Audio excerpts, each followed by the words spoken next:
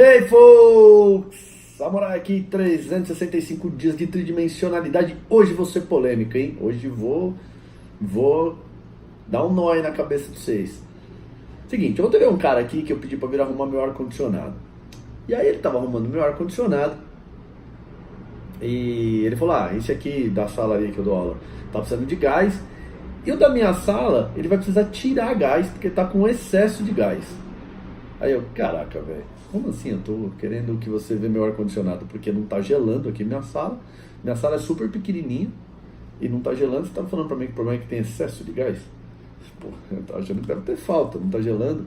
Aí eu falei, então, tanto a falta quanto o excesso, elas vão trazer algum problema no funcionamento do ar-condicionado. Então ele me explicou que se tiver falta de gás, obviamente não vai gelar porque não tem gás. Mas se tiver excesso, ele acaba gerando um problema por causa do aumento da pressão, qualquer coisa relacionada a isso, que no final das contas, ele falou, explicou lá um monte de coisa, mas não vem nem ao caso entender. É que no final das contas ele não opera com a mesma eficiência e também cai a performance, fazendo com que ele não consiga gelar o suficiente.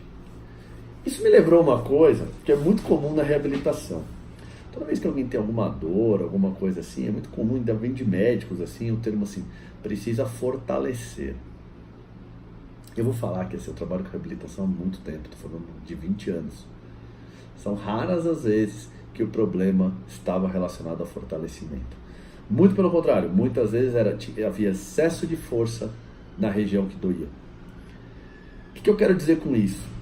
Se o corpo não está harmônico e não está, ele não distribui bem as forças no movimento em si, um excesso de força faz com que a carga nessa região chegue mais forte ainda do que ela deveria chegar. Deixa eu dar um exemplo mais claro. Vamos imaginar que a pessoa tem um jogador de handebol. Pensando no jogador de handebol, que eu joguei handebol há 20 anos. Então o cara tinha uma tendinite no ombro, qualquer coisa assim. Ele ia no médico lá, dor no ombro, mas falava que precisava fortalecer o ombro. Velho, quem já viu um jogador de federação de handebol de perto, sabe que a última coisa que ele precisa é de fortalecimento. O cara já é um touro, o cara já é forte pra caramba. Então o problema não pode estar em fortalecimento. Aí vai lá, pega as borrachinhas, fica fazendo lá manguito, não sei o que, blá, e no fundo aquilo não resolve. Por quê?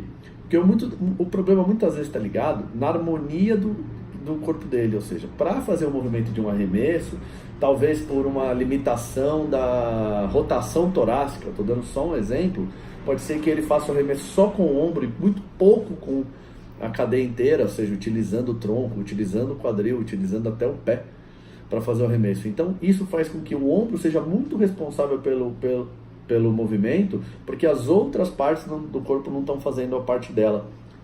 E no caso, ele acaba tendo um excesso de sobrecarga. E se eu colocar mais força ali, essa sobrecarga só vai ser maior, porque agora ele tem mais capacidade de fazer força, mas a estrutura está respondendo sozinha e talvez ela não aguente. E aí o que eu tenho que fazer?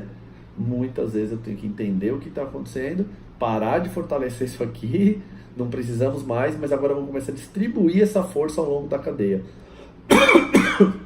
Desculpa. E muitas vezes é isso que dá certo. Olha que loucura. Eu sei que eu tenho 3 minutos, já estou com 3 minutos e meio para explicar, não consigo explicar isso com mais detalhes, mas peço para você pensar um pouquinho em cima disso, que isso pode ser a chave da reabilitação que não está dando certo. E você fortalece e não dá certo. Talvez você não precise mais de força. Grande abraço. Tchau.